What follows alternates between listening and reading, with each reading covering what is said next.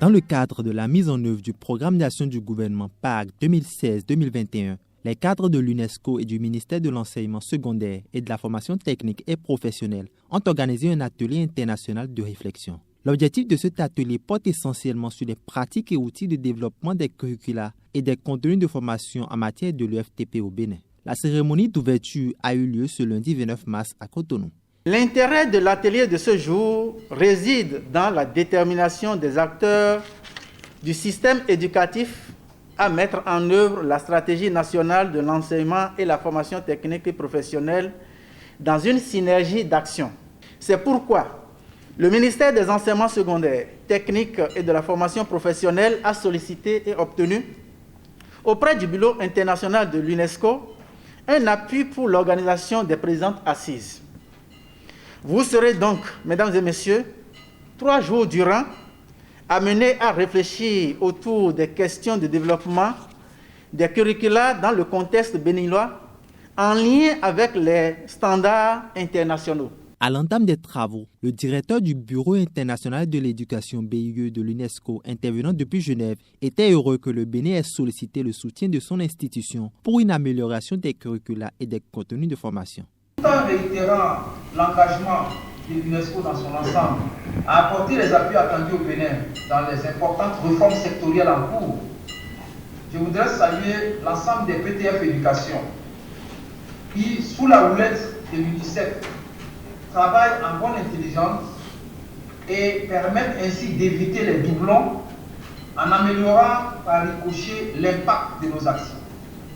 Durant 3 jours, plusieurs communications ont été présentées aux participants suivis des échanges pointus sur les connaissances des approches et méthodologies de l'élaboration des curricula au Bénin. C'est à ce juste titre que le Bénin a requis l'expertise de la Côte d'Ivoire pour renforcer le sous-secteur de l'emploi et de la formation professionnelle. Il a été demandé également à votre serviteur de présenter la situation de la Côte d'Ivoire, les expériences.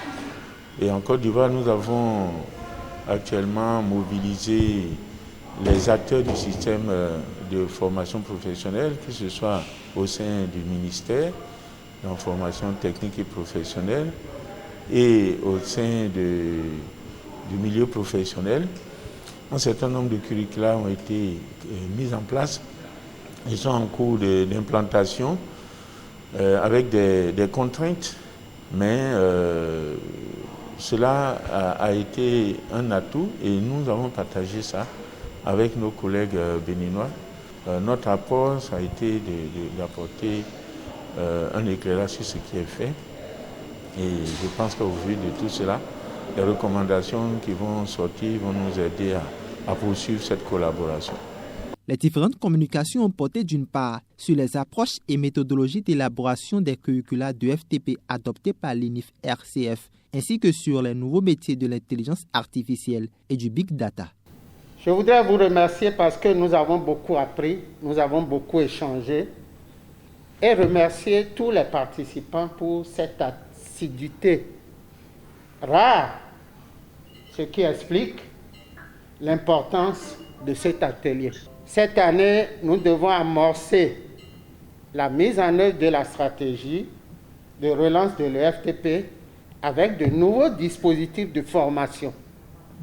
Et voilà que vous nous offrez des outils pour appuyer ces nouveaux dispositifs qui ont formation à distance, qui ont formation en alternance et autres. Je voudrais déjà vous assurer que pour notre part, au niveau du Bureau international, spécifiquement et plus généralement de l'UNESCO, nous allons jouer pleinement notre partition dans la traduction en actes des recommandations qui sortiront de vos travaux, notamment par la mobilisation des partenaires et des acteurs internes au Bénin, mais pas seulement, pour pouvoir contribuer à la mise en œuvre de ce que vous aurez décidé. Et contribuer également à mobiliser, à la mobilisation des ressources nécessaires pour traduire en acte les recommandations qui auront été notifiées dans cette feuille de route. Cet atelier est venu pour renforcer les capacités de l'Institut national d'ingénierie de formation et de renforcement des capacités dans le domaine qui est son domaine de prédilection, à savoir le développement des curricula. Et comme vous l'avez entendu dire, c'est à la demande du gouvernement auprès donc du Bureau international de l'éducation basé à Genève ce bureau a pris l'initiative de mobiliser tous les experts qu'il faut pour accompagner le gouvernement. Au thème des 3 jours d'activité, le Bénin a pris connaissance de son niveau par rapport aux pays de la sous-région en ce qui concerne la réforme des curricula et contenus de formation et s'est mieux outillé pour que la mise en œuvre de sa stratégie puisse prendre un meilleur élan. Par ailleurs, l'UNESCO et le BIE s'engagent totalement pour continuer à accompagner le Bénin.